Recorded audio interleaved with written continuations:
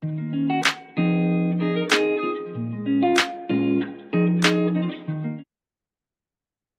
guys, this is Mrs. Cook. Welcome back. We're going to be going over molar mass today. First, we're going to talk about what exactly molar mass is.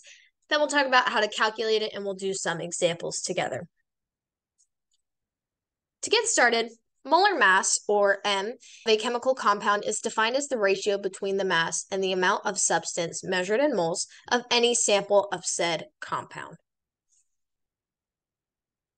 To calculate molar mass, we can multiply the atomic mass in AMU, which is the unit used by our periodic table, by the molar mass constant, which is 1 gram per mole. When it comes down to it, we are technically multiplying our atomic mass by this 1 gram per mole to convert it.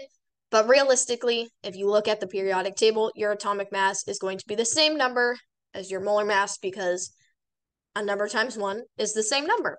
So let's do the atomic mass of oxygen to practice. I'm going to click over to my periodic table. I'm going to grab my highlighter. We'll do yellow. And I'm going to find oxygen right here. So it's hard to see, but the atomic mass for oxygen is 15.999. So I'll go back to my problem. I'm going to click on my box. So the atomic mass of oxygen is 15.999. If we were going to write it out and solve it, I would say 15.999 AMU times 1 gram per mole. That's how I would convert it. But again, a number times 1 is the same number. So our atomic mass of 15.999 times 1 gram per mole gives us, again, 15.999. But this time it's grams per moles of oxygen. And this is our molar mass. So I'm going to go ahead and give that a circle. We'll jump over to the next problem. This one, we get a little bit more complex. We're going to calculate the molar mass of a compound as opposed to a single element. So to find the molar mass for each element, we'll do what we did in the last step. And then we're going to add the molar mass of each element together in the proper ratio. So let's try this with water, or H2O. In the compound of H2O, I have 1 hydrogen and 2 oxygen. We know from the last problem that our atomic mass for oxygen is 15.999. Let's click back over to our periodic table, grab our highlighter, and look at hydrogen, which has an atomic mass of 1.008. So I'm going to go ahead and plug that in here. Now, you'll notice I have it set up in advance to keep in mind that I have 1 hydrogen and 2 oxygen. So to find my molar mass for each of these, I'm just going to multiply it by how many I have. I have 1 hydrogen, so it'd be 1 times the atomic mass of 1.008, and that is 1.008 grams per mole. For oxygen, I have 2 times the atomic mass of 15.999, and that is going to give us a value of 31.998 grams per mole. Now, we're not done yet. To get our molar mass of water, we have to add these two together. So we are going to add 1.008 and 31.998 to get our molar mass of water.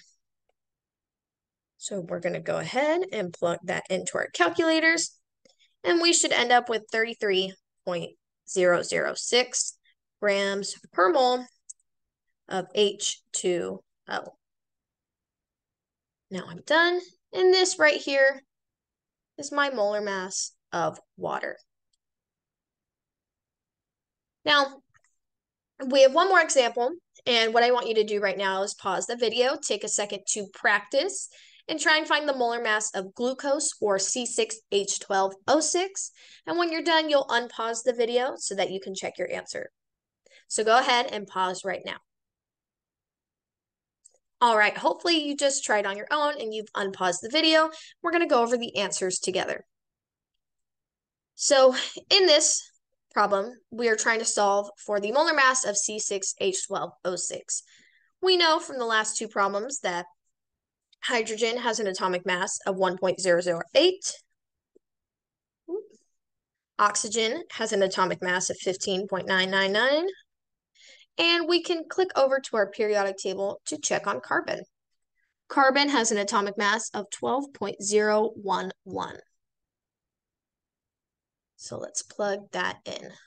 So like we did on the last problem, we're going to go through and multiply these.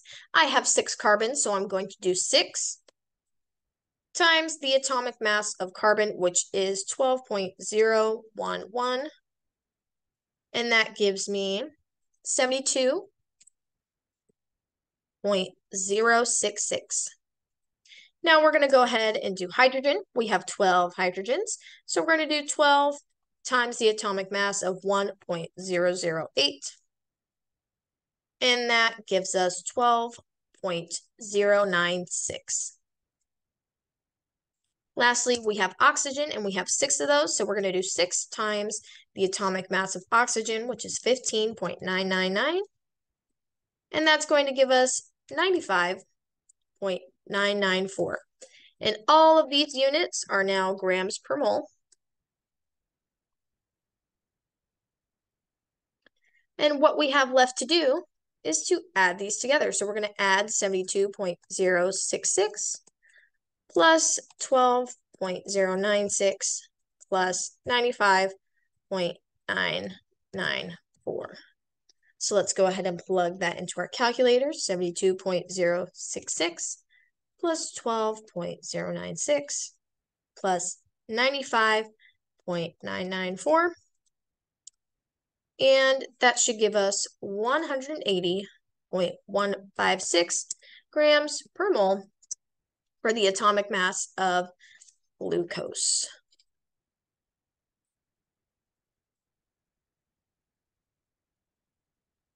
I'll go ahead and circle my answer here. So it's important to note when you're calculating molar mass that some periodic tables are going to vary slightly on the values that they provide for atomic mass. For example, on this periodic table, carbon has an atomic mass of 12.011, but another periodic table may just round it to 12. So when we're calculating molar mass, our answers could vary slightly from one another depending on what periodic table or what resource we use to get our atomic masses. Now, if it varies slightly, like I get 180.15 and you get 180.2 or 181, that's all right because we're still in that same range of each other. If you get 200 and I get 180, then we know somebody's done something wrong and we need to try again. But like I said, we have to keep in mind that these resources that we use sometimes are going to vary just a little bit. So we'll have to keep in mind that our answers may also vary. And that carries over into stoichiometry. When we're calculating molar mass to do conversions in stoichiometry, that could change our answers a little bit too, again, if we're using different resources from one another. Hopefully this gave you guys a clear idea of how to calculate molar mass. If you have any questions, as always, go ahead and ask me during class.